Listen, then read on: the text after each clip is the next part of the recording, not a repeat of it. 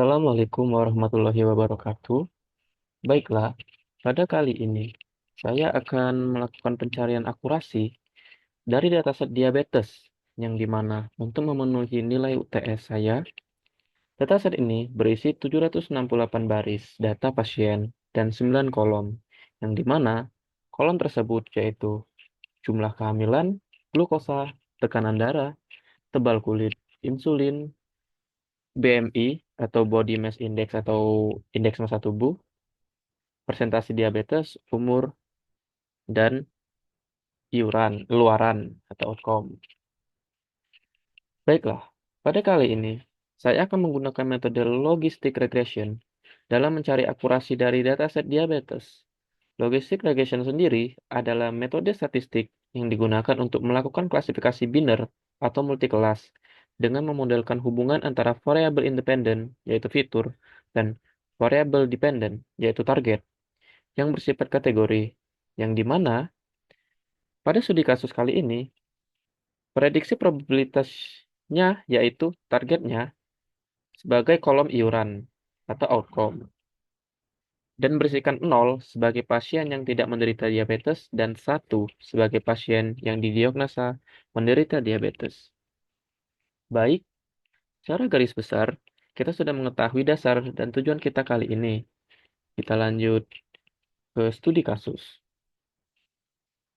Pertama, pastikan kita mengupload dataset diabetes tadi dan selanjutnya, kita mengimport library yang kita butuhkan, seperti contohnya NumPy dan Pandas, untuk manipulasi data dan komputasi numerik, trend test split, untuk membagi dataset menjadi data latih dan data uji, standar scale, untuk normalitas atau standarisasi fitur agar data memiliki distribusi standar, logistic regression, yaitu model machine learning untuk klasifikasi regresi logistik, Confusion Matrix, Accuracy Score, Classification Report,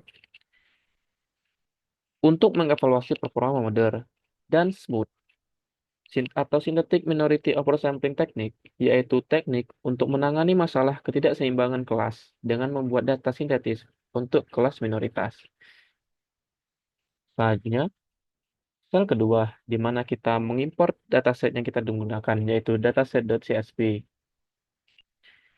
Sel ketiga, di sini saya menghapus kolom yang dianggap tidak relevan atau mengandung banyak nilai kosong agar meningkatkan nilai akurasi, seperti kolom insulin, tebal kulit, dan umur. Sel keempat, sel ini digunakan untuk memisahkan fitur antara fitur dan target, yang dimana X di sini, yaitu semua kolom kecuali kolom terakhir sebagai fitur yang diinput, dan Y yaitu kolom terakhir yang merupakan target atau kelas yang akan kita prediksi.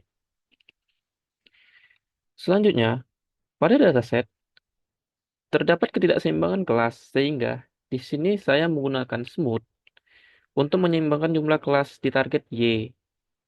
Jumlah kelas di target Y dengan membuat data sintetis untuk kelas yang minoritas. Selanjutnya, pada sel ini, saya melakukan pembagian dataset menjadi data latih 75% dan data uji 25%. Selanjutnya, dilakukan fitur scaling atau normalisasi data agar data berada dalam skala yang sama. Hal ini penting untuk algoritma yang sensitif terhadap skala data seperti regresi numerik, regresi logistik. Selanjutnya, dibuat model regresi logistik dan melatihnya menggunakan data training X-train dan Y-train. Selanjutnya, melakukan prediksi data uji menggunakan model yang sudah dilatih untuk memprediksi target pada data uji. Selanjutnya, dilakukan evaluasi model menggunakan confusion matrix untuk menampilkan matriks untuk melihat jumlah prediksi benar dan salah pada setiap kelas. Dan menghasilkan confusion matrix sebagai berikut. True positif, TP-nya yaitu 105.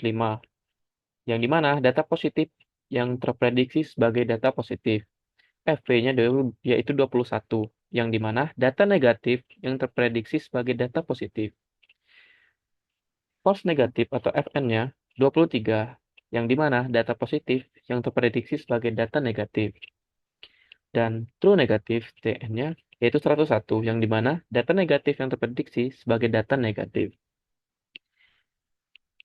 Selanjutnya, yaitu line 11 dan line 12.